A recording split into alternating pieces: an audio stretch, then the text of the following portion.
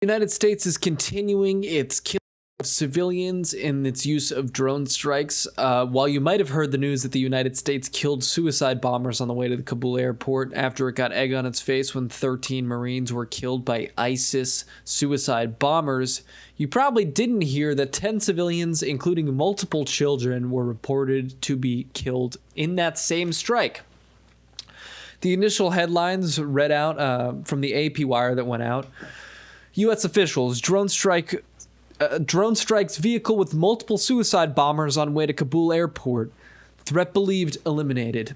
And this is a trend that has been going on for a long time.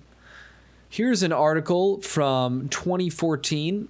Media outlets that continue to describe unknown drone victims as militants. This is by Glenn Greenwald, who I believe was writing for Salon at the time, although this is an Intercept piece.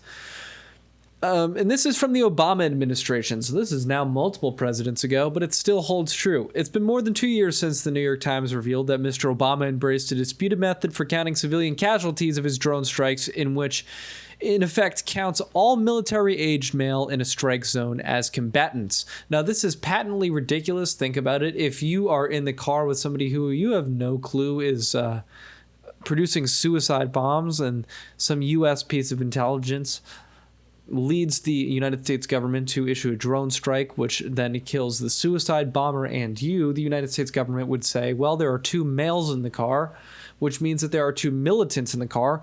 The press headlines would say 2 militants killed on the way to deliver a suicide bomb. And this is completely disregarding the fact that there are frequently women and children killed who, even by this absurd definition, cannot be classified as militants. But of course, this male who was killed without good cause and without actually being properly identified would be classified as a militant. However, his mother, his father, his brothers would then, of course, all become enemies of the United States. And so the fact that this happened on the tail end of us getting out of Afghanistan indicates why this war was never going to be a success and why we will always struggle with nation building.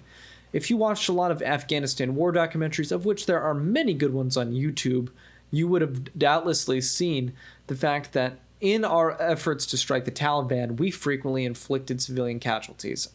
When Afghanistan was falling, I rewatched a bunch of Afghanistan war documentaries, and I saw one in which there were Marines taking mortar fire, indirect fire, from the Taliban coming out of a village. The Taliban were pretty bad at aiming their mortars, so they didn't even hit any Marines. However, the Marines called in their artillery, and a shell from about 13 miles away comes in and blows up children, multiple children inside the town, multiple men. However, it did not hit the 3 individuals who were responsible for launching the mortars at the United States, and instead resulted in multiple children losing limbs, a couple dying, and of course all of those people then thinking, well, what's the difference between the Taliban and the United States? Because if you're just a person on the ground who's driving around Kabul or walking in through the streets and you get blown up from a missile from the sky from the United States, or you get blown up by a ISIS bomb, it's not that different to you. You're going to hate both groups either way.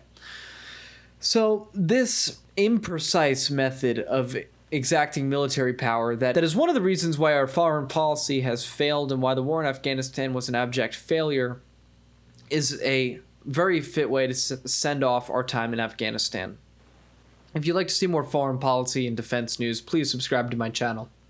If you'd like to submit a story, go to reddit.com/r/Nolan News. Thank you for watching.